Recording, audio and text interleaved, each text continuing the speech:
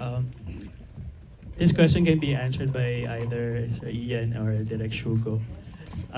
Sabi mo, Sir Ian, this series raises so many questions. My question is, does the series intend to answer these questions throughout the series? Because you also mentioned that this is not a political story, but it's a strong social commentary, I must say. So, what's the intention of the series? Will it answer all the questions that it raises in the beginning? Well, our intention is to show perspectives. For example, from the perspective of Kiko, the character, and the perspective of Father Tom, the character I'm playing, and from the perspective of Jane, iba yung pananaw about about how to fix the drug problem and how to rehabilitate or punish or and there's a long conversation about it that we have to have as individuals. And depende yun kasi yung ibang tao hindi naman apektado, so they don't care. Yung ibang tao nandun mismo kung saan kami nag-shoot. Isa sa mga lugar na totoong nangyari yun, dun sa lugar kung saan kami nag-shoot. And so yung vibe doon, yung makikita mo yung ibang tao na affected by it talaga. And we just as artists and as Direk Shugo, as a storyteller, you want to make propositions and ask questions. Pero we're not there to lecture or to give answers. We're not there to solve problems. We're there to point out different perspectives. And I think that's the intention. Direk, would you like to add? Yes, dagdag ko lang po. Tama. The series,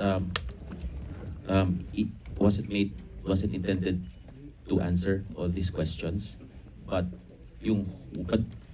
what we hope is that through the drama, people who are na nakaka-relate sa kwento can find answers within the series itself. If that makes sense. Dahil dun sa perspektibo na sinasabi ni Sir Ian, na perspektibo ng bawat characters.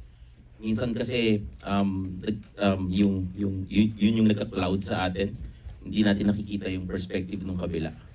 So our hope is when you're on the other side and then you see a perspective from the other side, whatever side that is, you find the answer na gumugulo sa isip mo. So and may tiwala kami sa Filipino audience na mauunawaan yung mga gustong iparating na mensahe dito sa series natin.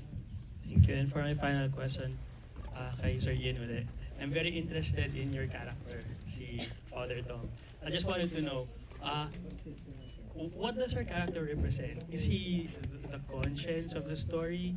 Is he the good side of the story? Is he also a victim of this, the situation he's in?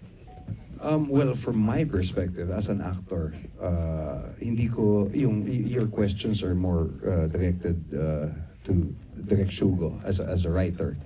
Pero from my perspective, the character, may sarili siyang pinagdaanan, may sarili siyang bias, may sarili siyang mga paniwala, di ba? Na meron din siyang sariling journey na mahirap na pinagdadaanan. Pero tandaan nyo, first episode pa lang to. Kaya I'm so excited to see the following episodes. So Direk, yun, in the essence of the whole story. Yes, dagdag po doon, yung in one way or the other, all the characters na mapanood natin dito are all searching for the truth. Whether their own truth o yung truth na pinaniniwalaan nila, sina-challenge nila. Ganon lahat ng characters. Jane's, Arvy's, even si Sir John. Marami mga katotohanan yung without either consciously or subconsciously hinahanap nila. If you noticed in the first episode, spoiler, hinahanap niya what happened to Kiko, yung isa sa mga alaga niya.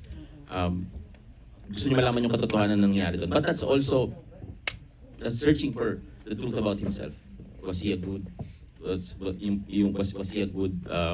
father figure, mentor? Yun din. And excited din kaming mapanood pa ninyo yung mga susunod na episode because a lot of layer will be revealed sa pagkatao ng bawat characters. Thank you, Direk, and congratulations. Salamat. Thank you, Nikki. Next up, we have Tito Jerry Olea. Tatanong ko lang sa kanila yung hindi nila nasagot kanina. Kay Ian kung paano ka nag-prepare for the role of a priest, considering na nanahimik ang gabi, doon ka naman sa kabilang side, Yes, sa kapulisan. Ngayon, dito ka naman pare. Paano mo pinaghandaan? Nung they offered the role to me and I read the script, and I'm so always looking forward to working with Direk Shugo, Direk Lino, and because the whole team, parang actor's paradise ang production na to. I mean, no kidding. Because from the actual set, from the quality of materials, the quality of story, to the quality of our lives while we're shooting, napaka-sarap na experience. And yun si Direk Shugo nga, hindi kanya tuturuan kung anong gagawin mo, hindi niya sasabihin sa'yo kung anong, hindi kanya tuturuan umakte or anything. Sasabihin niya sa'yo kung saan yung pinanggagalingan mo emotionally. And then he gives you that kind of freedom. So tulad ng sinasabi ni Ayo, nakaka-inspire as an actor because lalo nang gagawin mo yung homework mo, lalo nang you try to live that experience, even emotionally, you try to live that life. And sa akin, ibang-ibang kasi yung perspective. For example, yun, yung location na pinupuntahan namin. If I go there as me, as Ian, iba yung makikita ko. Ang hahanapin ko, saan ba may privacy na pwedeng umupo o ganyan. Iba yung tinitignan ko. Pag pumunta ako doon as a different character in my head, for example, a different character, iba rin yung nakikita ko.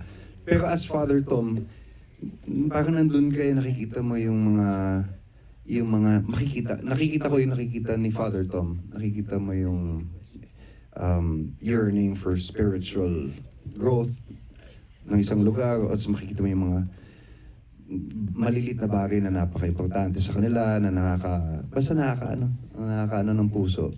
And yun, I think, the character that I'm playing, si Father Tom, that's what he's searching for, compassion. And, pero he's not there yet. Kasi marami rin siyang struggles, inner struggles sa sarili niya. So, I don't know if I answered your question properly, pero hindi ako analytical about attacking a role. Gusto ko yun, dumadaan ako doon emotionally and live through it talaga. Ramdam naman namin kahit nung pasananahimik